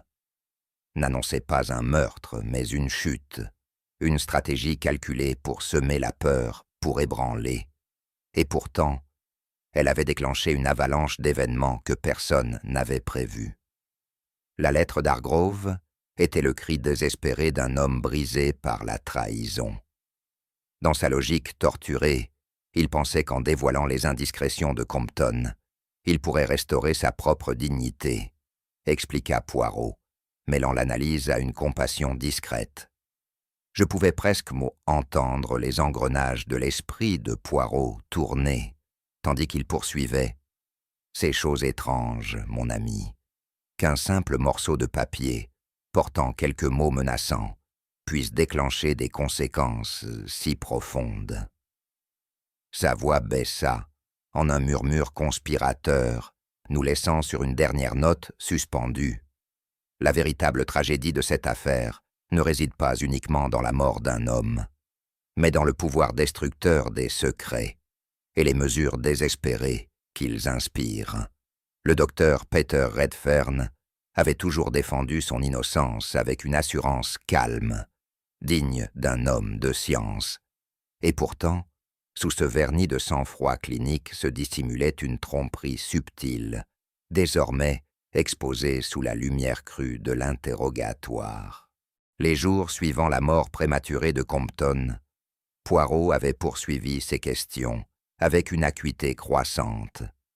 Et ce soir-là, dans la lueur dorée des lampes anciennes de la bibliothèque, la vérité au sujet du fameux tonique allait être enfin révélée.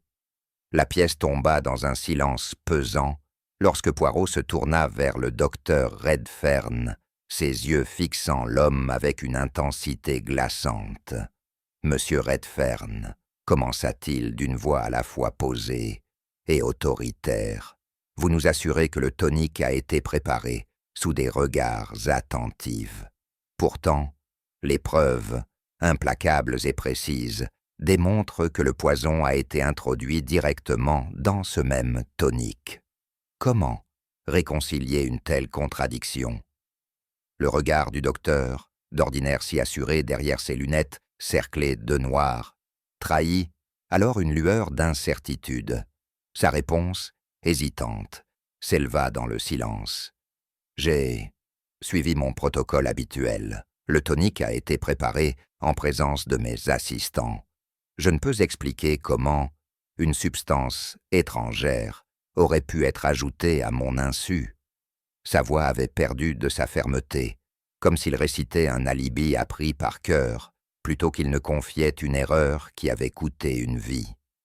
Poirot s'avança légèrement, les mains croisées derrière le dos, et parla d'un ton à la fois cryptique et tranchant. « Ah, voyez-vous, monsieur, l'art de la préparation est une chose, mais l'art de la substitution en est une autre. Un simple changement, une altération si subtile que même l'observateur le plus diligent pourrait ne rien voir, peut transformer un remède bénin en élixir mortel. » Ces mots planèrent dans l'air comme un verdict suspendu. Je regardais, partagé entre fascination et appréhension, tandis que Poirot poursuivait son implacable démonstration. « Vous, cher docteur, avez peut-être ignoré qu'au cœur même de votre routine tranquille, quelqu'un avait pu modifier les composants, une substitution silencieuse, orchestrée non par la main d'un assassin impulsif, mais par la fatalité elle-même. Et soudain, tout devint clair. L'homme chargé de soigner, de guérir, avait, par négligence ou par erreur, été instrument de mort. Le visage de Redfern, livide et marqué, révéla le poids de ce fardeau. Dans ce moment suspendu, on comprenait que le poison n'était pas un acte prémédité, mais une tragique erreur amplifiée par les circonstances. Une faute qui, désormais, entacherait à jamais sa réputation.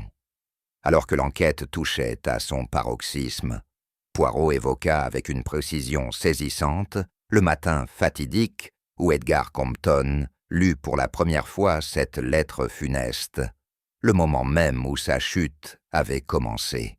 « Mon ami, » me confia-t-il, plus tard d'un ton bas et conspirateur, Cette lettre n'était pas seulement un avertissement. C'était un présage, une annonce du destin, venue frapper un homme déjà fragilisé par sa propre conscience. Je pouvais presque voir le regard inquiet de Poirot, revivant cette scène dans son esprit. Il lut ces mots, et aussitôt, son masque de calme se fissura. La peur, une peur palpable, vivante, s'empara de lui. Son esprit, d'ordinaire son meilleur bouclier, fléchit sous le poids de la honte. Selon Poirot, Compton, accablé par la peur d'être exposé, submergé par les souvenirs de ses fautes, se précipita vers le tonique, ce remède familier contre ses angoisses. Mais cette fois, il ne le but pas comme un homme en quête d'apaisement. Il le vida d'un trait, frénétiquement, comme si le geste même pouvait effacer son angoisse. « Il n'a pas savouré ce tonique, Hastings, » dit Poirot. Il l'a avalé comme on tente de fuir une vérité trop lourde à porter. Je revoyais ce matin-là, les pas précipités dans les couloirs, les chuchotements affolés, Compton saisissant son verre d'une main tremblante, les glaçons s'entrechoquant, ses yeux écarquillés d'une terreur indicible. Une terreur qui, nous le comprenions désormais, n'était pas née d'un crime, mais d'un esprit rongé de l'intérieur. Ce n'est pas le poison qui l'a frappé, mon ami, mais l'effondrement d'une âme torturée, une âme empoisonnée par ses propres secrets, déclara Poirot, sa voix empreinte d'une tristesse solennelle. Son geste final n'était pas celui d'un homme assassiné, mais celui d'un homme condamné par sa propre conscience. Et à cet instant, la tragédie de Compton se révéla dans toute sa terrible ironie. Il avait été la victime de ses démons intérieurs, bien plus que de la main d'un meurtrier.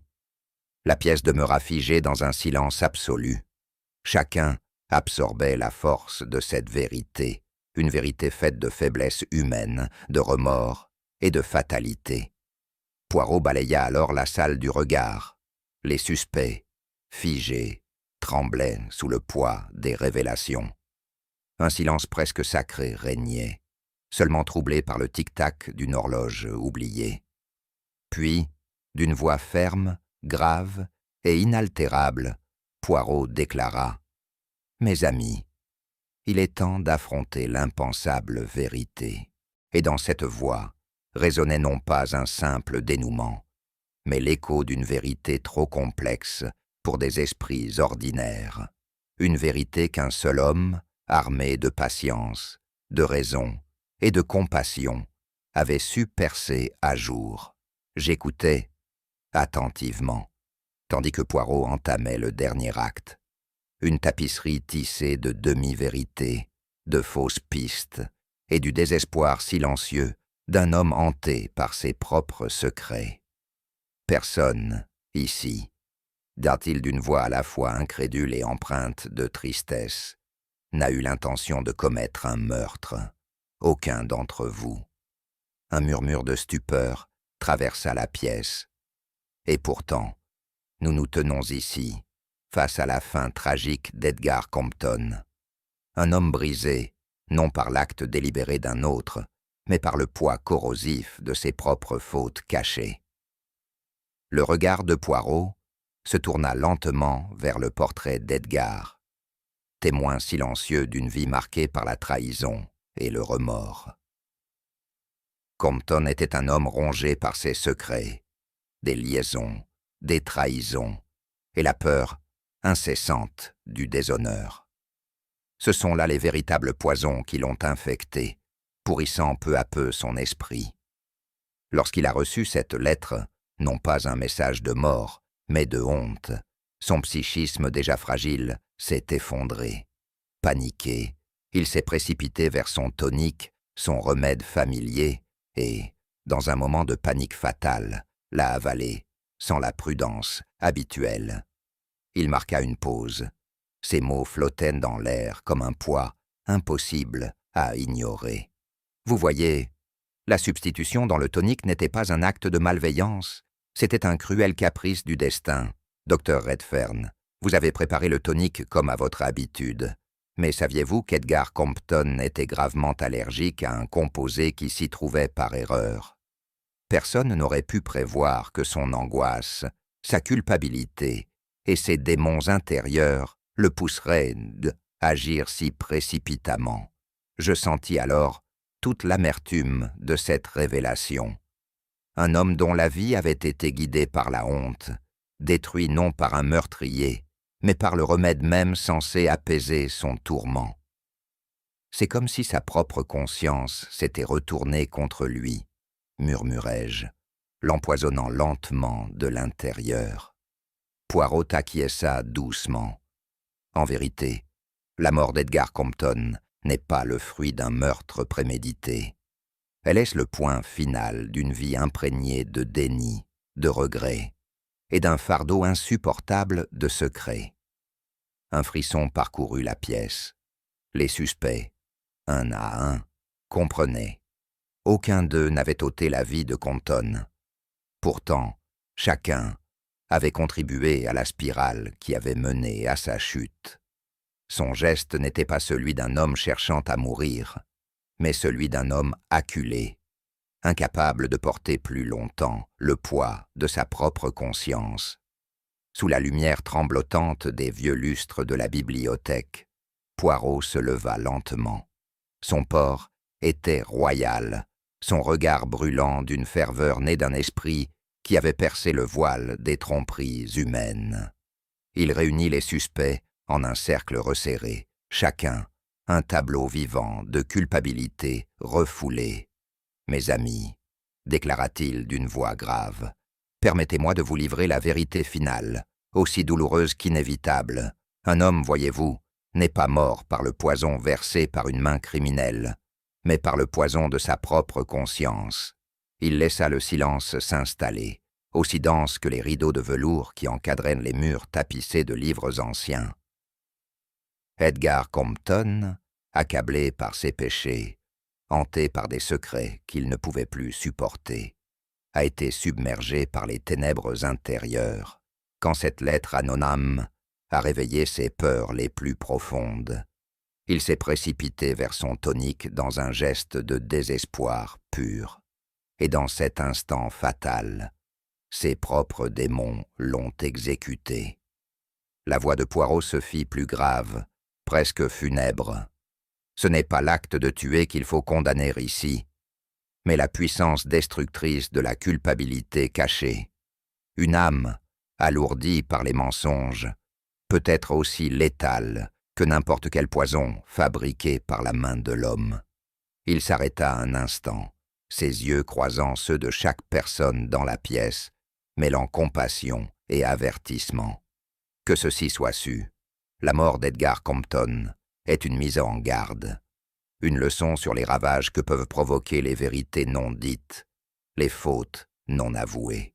Car nul n'a besoin d'assassin quand le cœur lui-même devient juge, bourreau et victime. Ces derniers mots tombèrent comme un couperet, mettant fin au mystère avec une solennité que nul ne pouvait contester. Un homme est mort, non par poison, mais par le poison de son propre silence. Au petit matin, la lumière perça à travers les hautes fenêtres de l'hôtel Mayfair, alors que la police arrivait, leurs visages graves, leurs démarches mesurées. Poirot et moi restâmes debout, silencieux, dans le hall ombragé, tandis que les agents, d'un pas lourd, arrêtaient officiellement M. Charles Hargrove. Le moment était étrange, presque irréel, car si les actes de Hargrove, menaces, chantage et imprudence, avaient indéniablement contribué au drame, nul ne pouvait affirmer qu'il avait véritablement tué. Et pourtant, c'était son geste, son mot, sa lettre, celle qui avait réveillé les démons, qui avait mis en marche la chute, un meurtrier involontaire, un homme poussé par la douleur, vers une vengeance qui avait dégénéré en tragédie. « Mon ami, » murmura Poirot avec sa précision coutumière, « la justice n'est pas toujours une lame nette, mais un instrument émoussé qui tranche là où il le faut, même si ce n'est pas là où nous l'espérions. » Sa voix mêlait l'admiration à un regret discret, alors qu'il observait Hargrove, dont le visage portait les traces gravées d'un remords amer. Hargrove fut escorté en silence, le regard baissé. Il semblait désormais écrasé par le poids de sa réputation ruinée et d'une vengeance inachevée qui s'était retournée contre lui. Les formalités des policiers allaient, juridiquement, clore l'affaire. Et pourtant, la vérité, cette toile complexe de culpabilité, de passions enfouies et de coïncidences tragiques, continuait de flotter dans l'air, comme un secret trop lourd pour disparaître. Je ne pus m'empêcher de glisser, à moitié admiratif, à moitié encore troublé. Poirot, il semble que la justice se contente parfois d'un semblant d'ordre, même si elle nous laisse avec plus de questions que de réponses. Il me répondit d'un léger sourire, ses yeux reflétant une compréhension profonde des faiblesses humaines. Parfois, Hastings, la loi fait ce qu'elle peut. Le reste appartient au destin et à la conscience. Dans ce moment de silence, tandis que Hargrove disparaissait par la grande porte, nous comprîmes tous deux que si l'affaire était officiellement close, ses échos hanteraient ses murs et nos esprits pendant longtemps encore. Plus tard dans la journée, tandis que le crépuscule enveloppait doucement le domaine, Madame Evelyn Compton rassembla ses maigres effets. Les couloirs de l'hôtel, autrefois résonnants de confidences murmurées et de regards furtifs, devenaient le théâtre d'un dernier adieu silencieux. Vêtue d'une sobre tenue de deuil, elle marchait avec une grâce contenue, dissimulant les années de douleur, de secret et de silence qu'elle laissait enfin derrière elle. Poirot l'observait à distance, son regard empli à la fois de compassion et d'un désir inaltérable de vérité.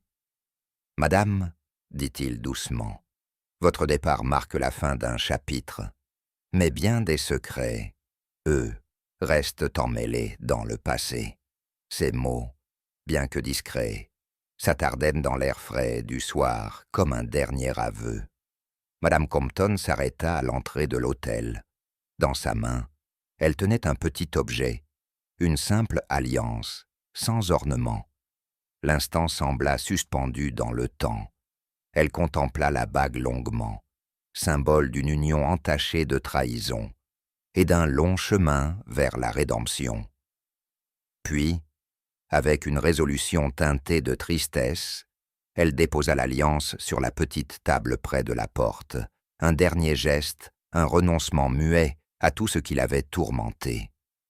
Je l'observais s'éloigner avec une étrange sensation de soulagement. C'est comme si elle quittait non seulement l'hôtel, mais aussi les chaînes de son passé, soufflai-je, ne sachant si mes mots suffisaient à exprimer l'émotion du moment. Poirot acquiesça lentement, son visage grave et pensif. Parfois, Hastings, la seule justice possible, c'est la liberté de partir. Et tandis que Madame Compton s'évanouissait dans la lumière déclinante du soir, son adieu silencieux résonna dans les couloirs. Rappel poignant que certains fardeaux ne méritent qu'une chose, être enfin déposé. Ce même soir, dans la solitude feutrée de la salle de musique de l'hôtel, mademoiselle Liliane Marbury trouva refuge auprès du piano. La pièce, baignée par la lumière douce d'une unique lampe, semblait retenir son souffle, comme si les murs eux-mêmes écoutaient. Ses doigts effleurèrent les touches d'ivoire, avec une tendresse douloureuse. Une mélodie s'éleva, fragile, funèbre, pleine d'amour et de pertes inavouées. Ses yeux, encore brillants de larmes contenues, trahissaient une résolution qui dépassait sa jeunesse.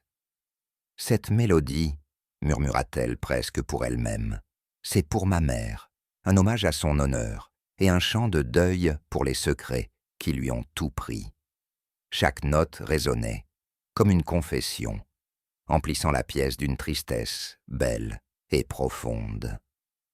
Poirot, qui avait toujours observé les émotions comme un détective analyse les indices, laissa cette fois place à une rare sincérité.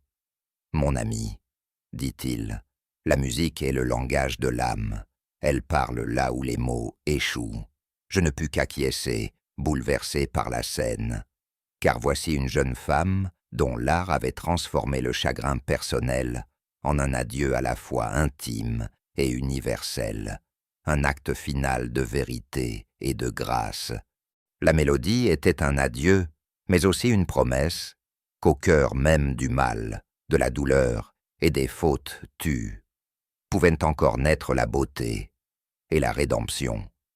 Quand la dernière note s'éteignit, la pièce sembla expirer dans un silence respectueux, comme si, enfin, tout pouvait s'apaiser. Dans le calme absolu du salon de l'hôtel, les ombres dansant sur les murs, tous les regards se tournèrent vers Poirot. Il se leva lentement, imposant et presque théâtral, un prélude solennel à l'ultime vérité tant attendue. Et moi, Hastings, debout, au fond de la pièce, le cœur battant à tout rompre entre admiration et incompréhension, je savais que le moment de la révélation était enfin venu. « Mes amis, commença-t-il, sa voix mêlant avec justesse, précision méthodique et panache dramatique. Vous avez tous été les pièces d'un puzzle bien plus complexe que vous ne l'auriez jamais imaginé. Durant plusieurs jours, j'ai observé vos comportements, pesé vos paroles et étudié vos silences. Et à présent, le moment est venu de révéler le dessein caché de cette tragédie. » Il marqua une pause. Le silence, dense comme un rideau de velours, s'abattit sur la pièce. Vous voyez, ce n'est pas la main d'un meurtrier qui a porté le coup fatal à M. Compton, mais la force corrosive de ses propres secrets, des secrets si profondément enfouis qu'ils sont devenus le poison même de son âme. Son regard balaya chaque visage, s'assurant que chaque mot résonnait avec l'inévitable clarté d'un verdict. Je ne pus m'empêcher d'intervenir, à mi-voix, troublé. « Mais Poirot, pourquoi attendre jusqu'à cet instant final, pour tout révéler ?» Il me répondit d'un léger sourire, chargé de malice. « Mon ami, le suspense est l'essence même de la vérité. Pour dévoiler les profondeurs de la tromperie, il faut d'abord laisser les ombres se rassembler. Car c'est alors seulement que la lumière de la révélation brille avec éclat. » Ces mots résonnèrent comme une bénédiction finale. Et nous comprîmes que, dans l'univers de Poirot, la vérité n'éclate jamais par hasard. Elle émerge avec élégance, à l'instant exact où elle doit être entendue. Et dans un ultime retournement de situation, le génie méticuleux de Poirot le mena à une découverte totalement inattendue. En retraçant, pas à pas, les événements du jour fatidique, son esprit vif le conduisit à un simple objet, le verre de tonique, témoin muet de la chute tragique d'Edgar Compton. Avec calme et gravité, il l'examina sous l'angle conjugué de la science forensique et de la philosophie. « Mon ami, déclara-t-il avec solennité, le destin, semble-t-il, a lui aussi sa part de mystère dans nos affaires. » Et puis, il révéla ce que personne n'aurait pu prévoir. Ce même verre avait été contaminé des années auparavant. Le poison ayant coûté la vie à la première épouse de Compton, un drame jadis, qualifié d'accident, avait, par un enchaînement cruel de hasard et de négligence, laissé des résidus invisibles dans le verre. Avec le temps, ils avaient disparu des mémoires, mais non du cristal. Et c'est ce même verre, resurgissant à l'instant critique, qui avait signé l'arrêt de mort de Compton. Je restais pétrifié, écoutant Poirot expliquer avec gravité. Ce ne sont pas seulement les actions des hommes qui façonnent notre destin, mais le poids accumulé des secrets passés.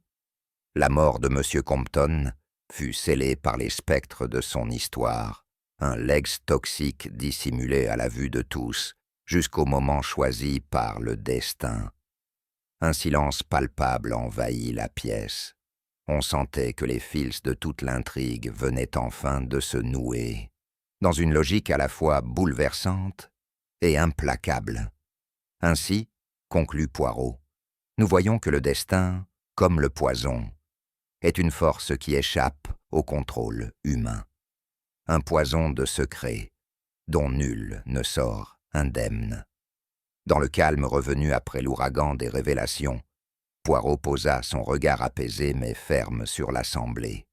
Il résuma alors, avec cette élégance implacable qui lui était propre, la leçon finale de cette sombre affaire. Mes amis, la leçon est claire.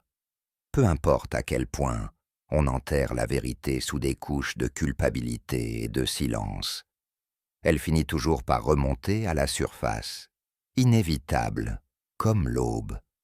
Ce n'est pas la ruse d'un assassin, mais le poison lent des fautes non avouées qui conduit à la véritable chute. Je ne pus m'empêcher de sourire légèrement, malgré l'émotion, et de glisser à voix basse. Poirot, vous dites toujours que la vérité, comme une mélodie égarée, finit toujours par retrouver son chemin, même si elle traverse les ruelles les plus sombres du cœur humain. Il m'adressa un regard complice, puis tourna lentement les talons. Et vous, quel indice vous a semblé le plus révélateur dans l'affaire tragique d'Edgar Compton? Dites-le nous en commentaire. Si vous avez aimé ce nouveau mystère d'Hercule Poirot, n'oubliez pas de liker, partager et vous abonner à notre chaîne. Votre soutien nous permet de faire vivre chaque jour de nouvelles enquêtes et d'autres mystères vous attendent, juste au coin de l'ombre.